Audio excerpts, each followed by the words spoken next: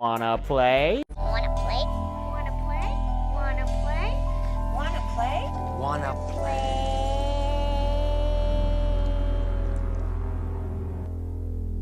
Hey everybody, welcome back to Wanna Play. My name is James McKenna, and today we're here with another video counting down the top 10 greatest horror movies of a certain decade. And today, for our guest this time around, because you know that every time I do one of these top decade countdown videos, I have to have a guest with me. And today's guest is a person that I've never collabed with before, but we do have more upcoming videos in the future, and that is Jackson from Horrorgang. Hey, what is up everyone? My name is Jackson and I have a horror channel as well, Horrorgang, if you don't know who I am. I also do movie reviews, live commentaries, live streams, just build a fun horror community for everybody to just talk about horror. But first of all, let me give a huge shout out to James for letting me come on the channel and do a collab video where we talk about the top 10 1950s horror films. So let's dive in to my top 10. So without any further ado, let's get straight into it.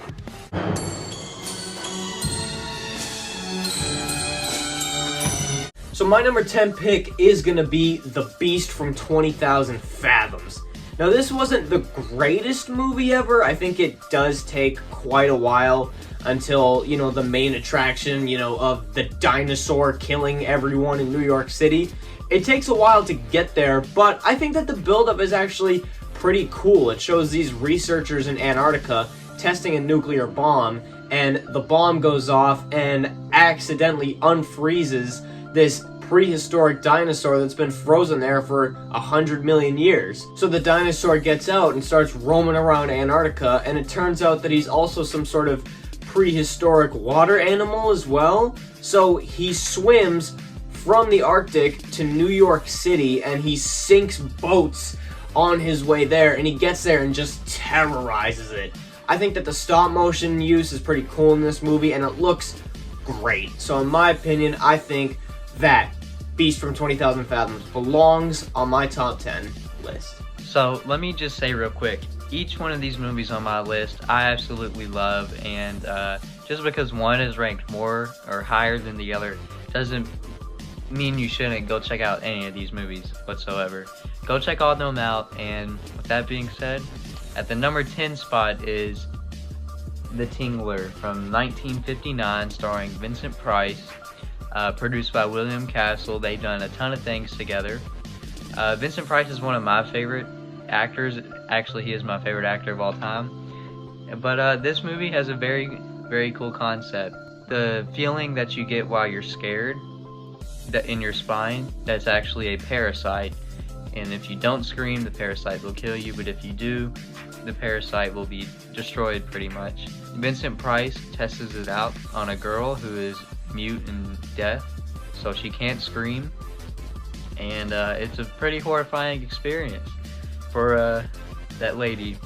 Definitely recommend it just for Vincent Price and William Castle. It's at my number 10 spot because I think there are other great Vincent Price movies alone from the 1950s that are on this list, but still, go check out The Tingler if you can find it anywhere. It's one of my favorites. And my pick for number 9 is The Tingler, for pretty much the same reasons that Jackson said, because it's just got a cool and unique premise, and of course, stars Vincent Price. As he said, yeah, it's basically like the killer of the movie is your spine when you don't scream when you're scared. It's absolutely crazy. It's a fun ride, and you just get some great and unique scenes from this movie and some of Vincent Price's best lines ever.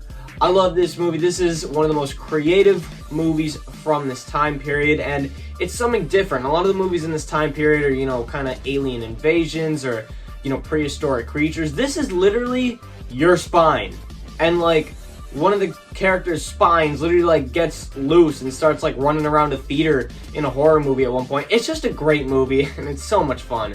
And for me, The Tingler is gonna come in at number 9. Coming in at number 9 is The Thing from Another World, aka the original The Thing from 1951, actually. If you didn't know that John Carpenter's The Thing was a remake, it's a remake of this film. For example, in Halloween, this movie is shown on the TV where the kids are watching. Just a classic alien film. Classic story that John Carpenter took and just expanded on it. Great characters. It's directed amazingly. The production is very good. Special effects, they're good for the time, but it's just a super fun movie and the atmosphere is awesome. Definitely recommend this movie once again. It's on number 9 at the list because this next movie, this next one, just beats it out in my opinion by a little bit. So yeah, stay tuned.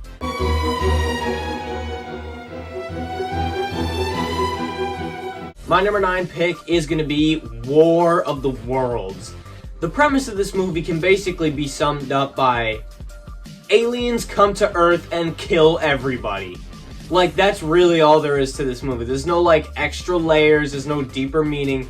All it is these giant alien robots crash land on Earth with the intent of taking over. And there's literally, like, there's no way you can stop them. Like, they have this force field around them that, like, bullets can't get through. And there's even a point in the movie where they, like, nuke the aliens and they just, like, appear out of the flames. It's absolutely crazy. Like, literally, they cannot be reasoned with, they cannot be destroyed, and they just go around and kill everybody with just some of the coolest looking effects and, you know, coolest looking alien designs there is. Because it's not like, you know, a humanoid alien, it's literally like a giant floating robot from space that just kills everybody, and it's a fun time. And for me, it comes in at number 8. So coming in at number 8, we have The Blob, starring Steve McQueen from 1958.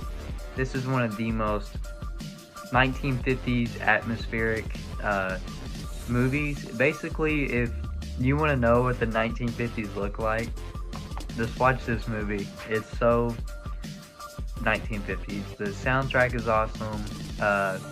The whole kind of story where the cops don't believe the younger kids because they're like troublemakers. Basically, that's kind of where this started. Anyway, this is an awesome release from Criterion, by the way. 4K transfer. The Blob is basically this alien mass that will eat anything in its path, and as it eats stuff, it grows and grows and grows. There's even a whole Blob Fest where people reenact scenes from the movie and dress up like Steve McQueen and other characters from The Blob. It's such a classic for multiple reasons. I've done a review on it on my channel, so check that out.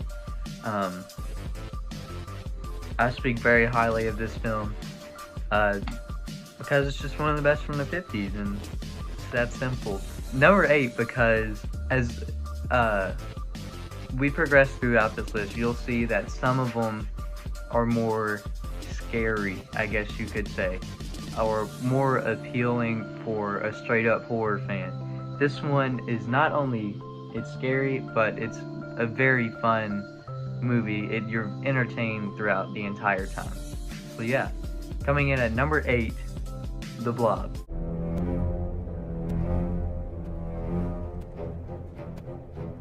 My number 7 pick is going to be a movie with one of the greatest titles I've ever seen, and that is The Day the Earth Stood Still. It's epic. Like, it is an epic movie.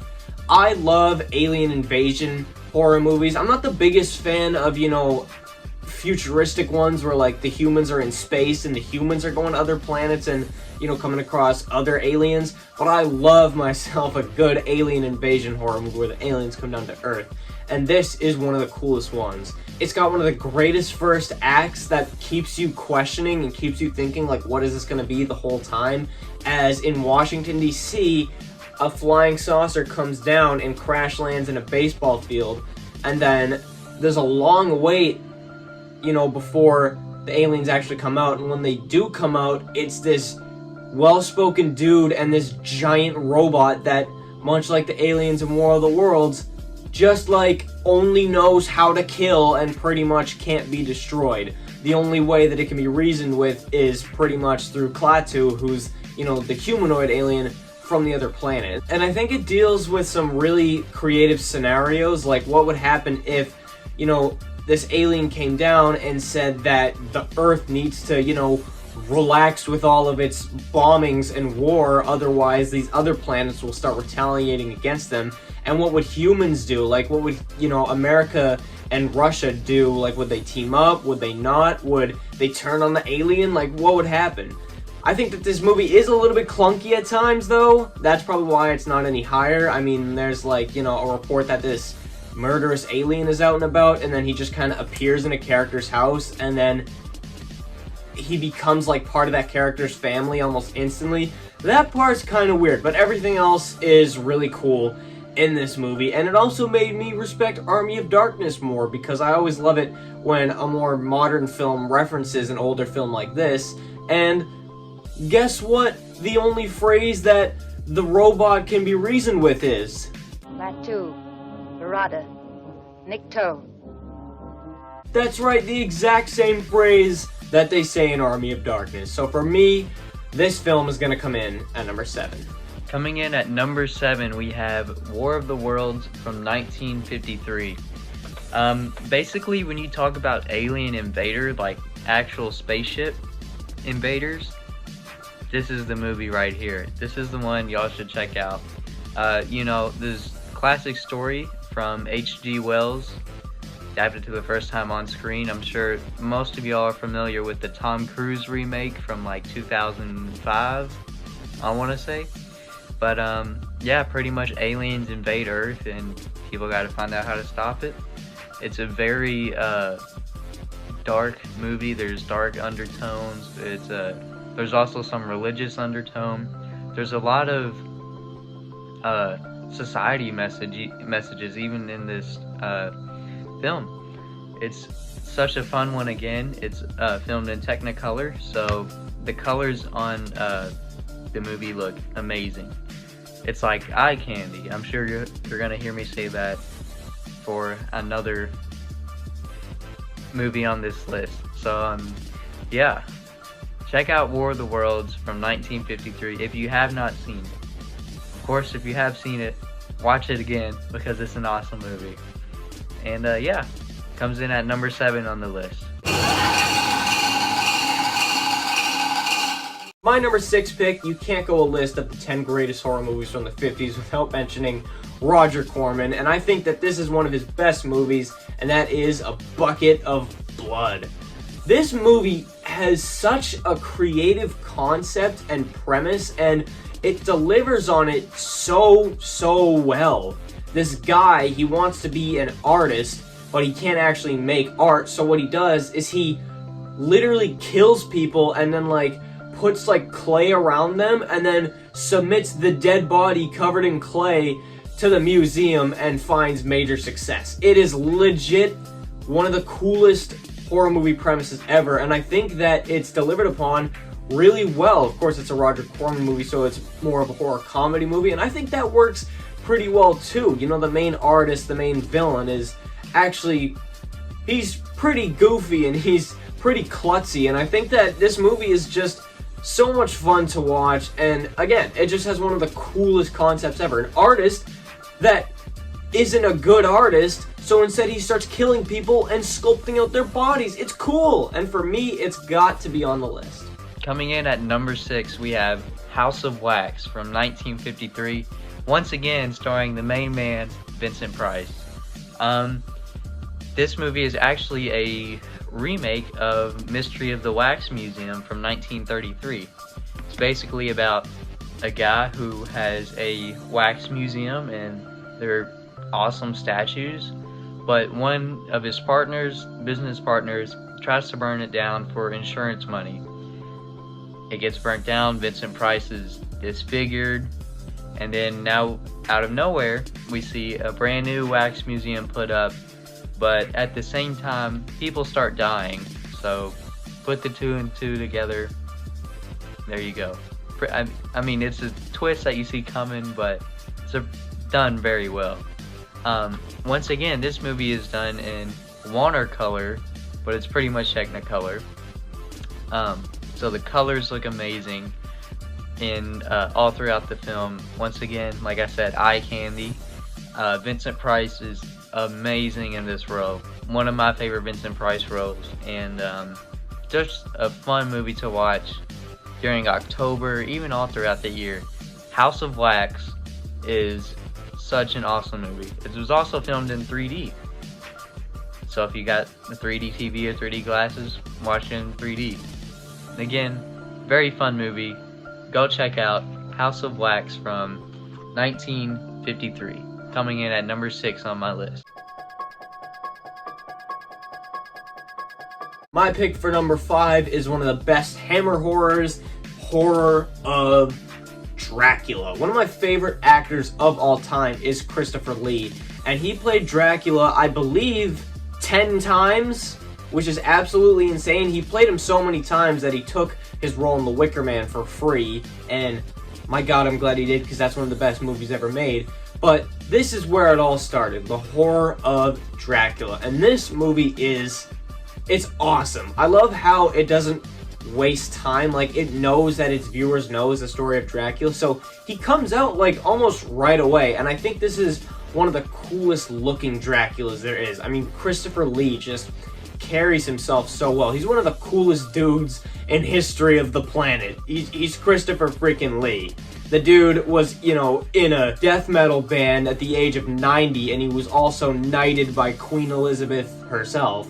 So obviously you know that his first go-around playing Count freaking Dracula is going to be awesome, and it is. This movie is so great. It's got so many good kills, and I think that pretty much other than Bela Lugosi himself, this is the coolest looking Dracula ever put to film. I absolutely love Christopher Lee in the role of Count Dracula. One of the all-time greatest vampire performers of all time, and I think that this movie definitely belongs on this list. Coming in at number 5, again, another Vincent Price movie, but this one is arguably his best from this decade. So yeah, The Fly from 1958, again, was remade in the 1980s along with The Thing and The Blob. But first of all, if you want this awesome box set from Scream Factory, I'm pretty sure it's on sale right now on Amazon, so get that if you can.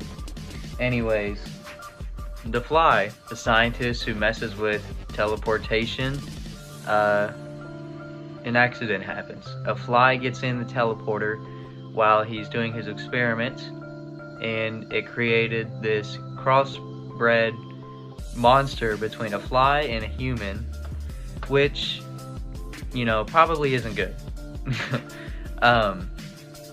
Again, another eye candy, eye-popping movie. This movie probably has the highest production out of all the movies on this list, and it really shows. Soundtrack is awesome, the laboratory effects, all the special effects, everything is just very cool to look at. The colors in this movie, like 10 out of 10. The acting, 10 out of 10. It's very believable, and also has a very cool ending, very cool twist ending. I also reviewed all of these movies as well on my channel if you want to check those out. But yeah, as we're getting down into the top 5, The Fly from 1958.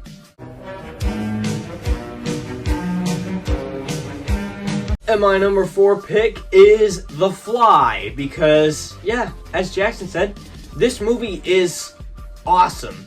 It basically tells the story of this dude who wants to make this, like, teleporting machine, and it goes horribly wrong. Like, it ends up working. Of course, Vincent Price plays, you know, the main actor, so that's a bonus because he's awesome as always. And basically, the teleporter machine ends up working. Like, he puts a cat in there, it disintegrates, and then it reappears in the other teleporter machine. However, what he doesn't know is, of course, that if two different beings are in there at once, they're gonna fuse together. And he steps in, he goes to disintegrate himself, but he doesn't know that there's a little fly in the disintegrator with him. So he disintegrates, reappears, and then nothing's out of the ordinary at first, but then the more the movie goes on, the weirder stuff, begins to happen. He starts to cover his face and cover his arm, and then there's one bit where his wife tries grabbing his arm, and you see this like crazy like fly arm, but he pushes it away really quick. And then of course it all leads up to the big reveal in the end when his wife takes off the cloth on his head and it reveals just this gigantic fly head looking straight down at her, and it is one of the most awesomely done scenes I've ever seen. I absolutely love that unmasking scene in this movie, and it ends on one of the funniest lines ever. It's one of my all-time favorite horror movies, and it comes in at number 4. Coming in at number 4, I'm actually wearing the shirt. Very cool shirt my girlfriend got me, actually. House on Haunted Hill from 1959, once again starring Vincent Price. Vincent Price pretty much ruled the 1950s, 60s, and even parts of the 70s as a horror icon, and he is a horror legend. Like I said, he's one of my favorite horror actors, and I think House on Haunted Hill is basically one of his best roles. When you think of Vincent Price, you think of this image and like look of him, if you know what I'm saying. Vincent Price is a millionaire in this film who invites a bunch of people over to stay in this haunted house. If they can survive the night, each one of them gets a reward. One thing about this film that is very cool, if you show somebody who's like not really into the older black and white horror films, this is a good gateway film. For example, I've shown so many friends, including my girlfriend, who really enjoyed House on Haunted Hill starring Vincent Price. He's the man, pretty much. I will always speak highly of him. Some cool things about this movie: we have just a creepy old haunted house, awesome score. Once again, the Vincent Price William Castle combination. We have a severed head, an acid pit, a skeleton, ghosts, mysterious murders. We got the whole shindig, and it all takes place inside of a haunted house on a stormy night. Yeah, but to show you how big of a fan I am of this movie, not only do I have a shirt, but also I have the 24 by 36 full movie poster framed. It's not an original, but why not? It's pure Halloween in that poster. Yeah, House on Haunted Hill from 1959. Very good gateway film. It's super fun to watch. It's also very easy to access. It's in the public domain, so that means you can find it literally pretty much everywhere for free to watch. So, also I did a live commentary on House on Haunted Hill with my good friend Hunter, who I have on my channel. So if you want to watch it with me and Hunter, go check it out on my channel. But yeah, House on Haunted Hill from 1959 starring Vincent Price.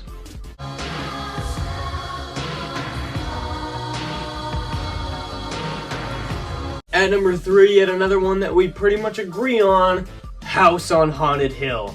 I just love the campiness of this movie and just the awesome premise of it. I mean, it literally opens up with like a dude's head ripping a blood-curdling scream, and then the movie begins right after that. It's absolutely insane. It just perfectly captures this time of horror, and this movie is just awesome. It's so great. I think that the premise is fantastic, and it has one of the funniest and coolest endings of all time.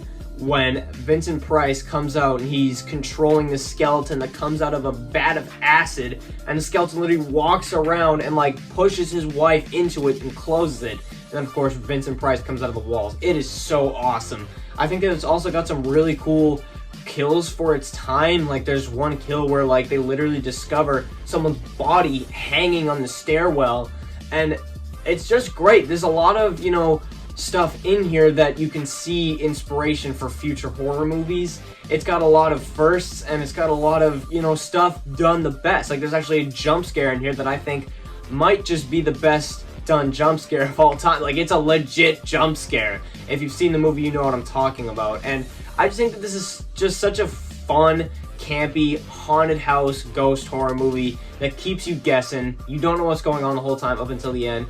I love this movie, and it's got to come in at number 3. Coming in at number 3 is, no, not the Keanu Reeves, the 1951 classic, The Day the Earth Stood Still.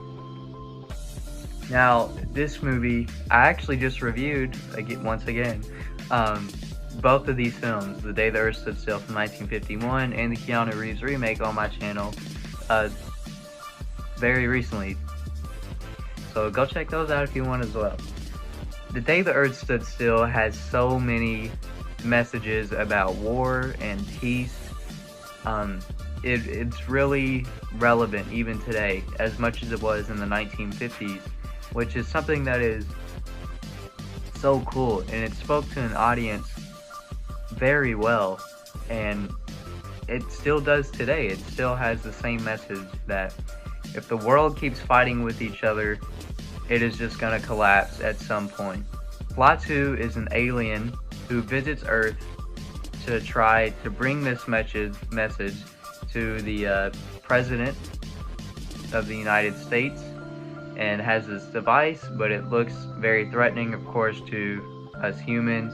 We shoot him, and literally the day the Earth stood still, where everybody in the world stopped what they were doing to tune into this live event about this alien landing on planet Earth, who has this special robot as its backup, and the robot's name is Gort, and it obliterates things.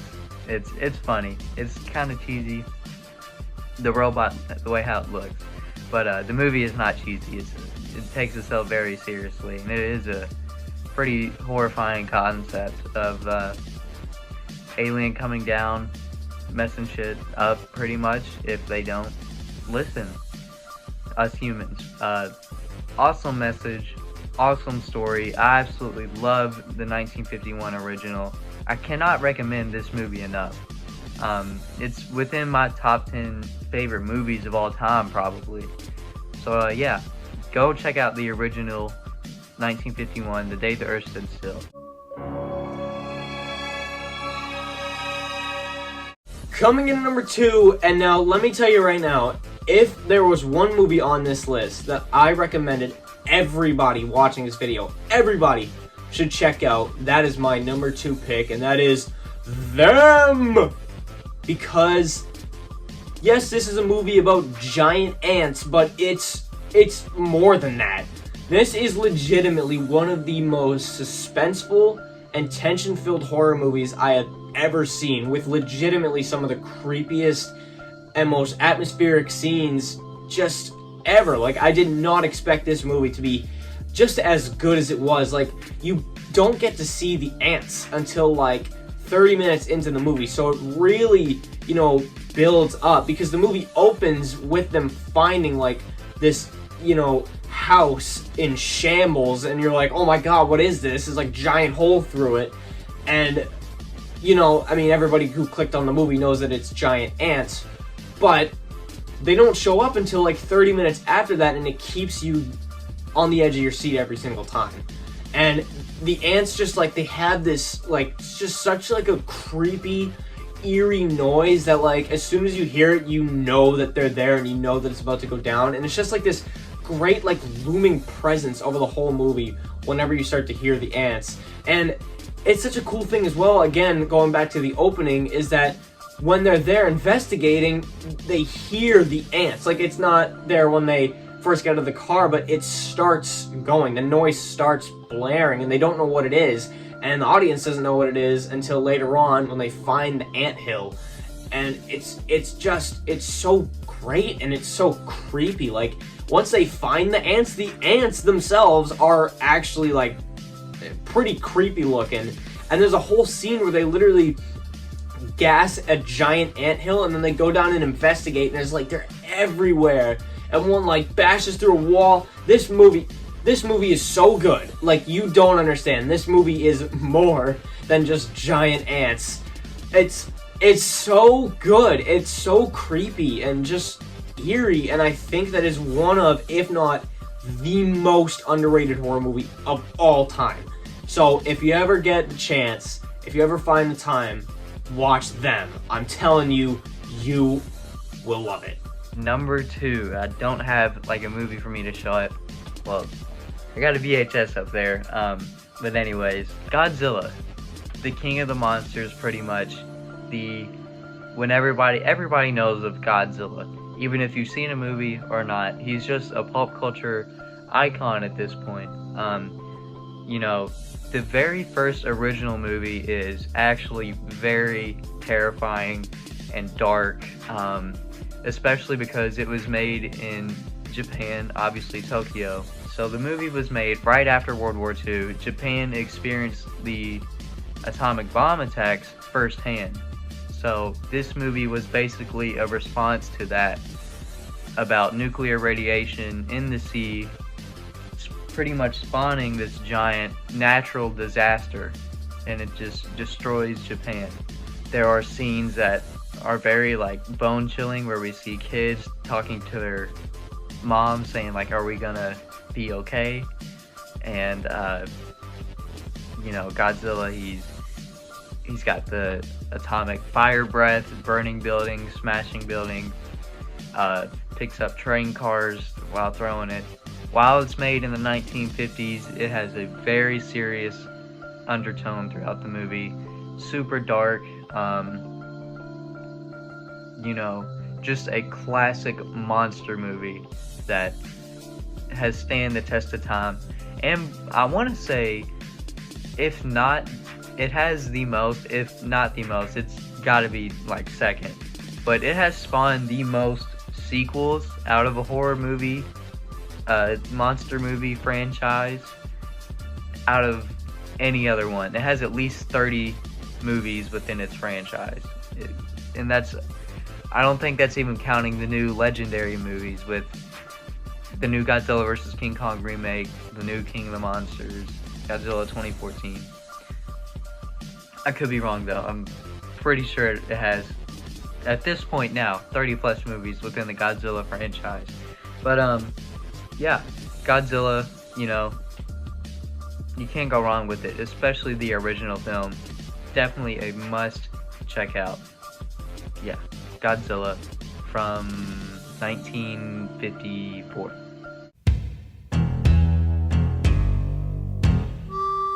But my pick for number 1 is going to be Revenge of the Creature. That's right, the sequel to The Creature from the Black Lagoon.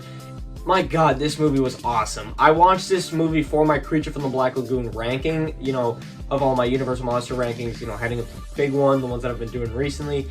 I just watched this recently for my Creature from the Black Lagoon ranking, and it caught me off guard just how good this movie was. Like, it had no right to be as good as it was, and it was just awesome. It's one of the best sequels because it advances the plot in such a natural way. Like, so many sequels, I feel like they're cool, but so many of them fail to come up with a natural way to continue off where the previous movie left off and not seem just like unrealistic.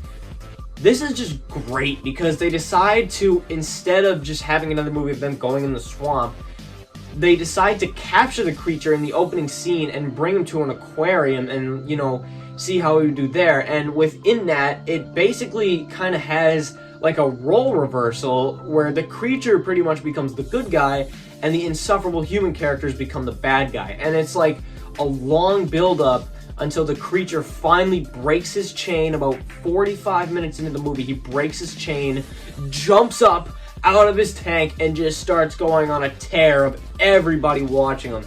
And then the main human couple, you know, they drive away. They're trying to go, you know, just as far away as possible from the creature, but he keeps finding them. He crashes a restaurant and like kidnaps a girl at one point. He, he straight up follows them to their own like lakeshore house and like kills their dog. The creature is out for revenge in this movie.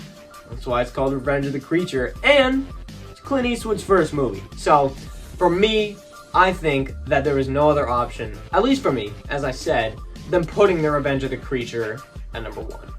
Coming in at the number 1 spot for my list on the top 10 1950s horror movies is this guy right here, Creature from the Black Lagoon. Creature from the Black Lagoon came out in 1954, directed by Jack Arnold, who is actually a very good director, who also did It Came from Outer Space, which is another very good classic sci-fi horror film. But yeah, check that out. Creature from the Black Lagoon is known as the last Universal monster to join the ranks of Frankenstein, Mummy, Wolfman, Invisible Man, Dracula, Bride of Frankenstein, because it came out in the 1950s. Because the wave of pretty much the gothic style of horror that Universal was doing ended in the late 1940s, and Creature came in 54. But I have met Rico Browning, who did the underwater creature scenes, who's the last living Universal monster. I have his autograph. I met him, which is a huge honor and was something that was such an amazing experience. And he's so chill. If you ever have a chance to meet him, go meet Rico Browning. But Creature from the Black Lagoon is awesome. It has Julia Adams, who's a great, I guess you could say, a very early Scream Queen, but I don't know, not really. But it's a prehistoric monster that everybody has loved. The look of it is awesome.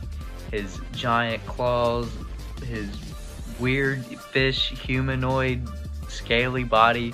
It's something that has made him into a pop culture icon along with the rest of these monsters, and it's something that I watch every October and even just throughout the rest of the year.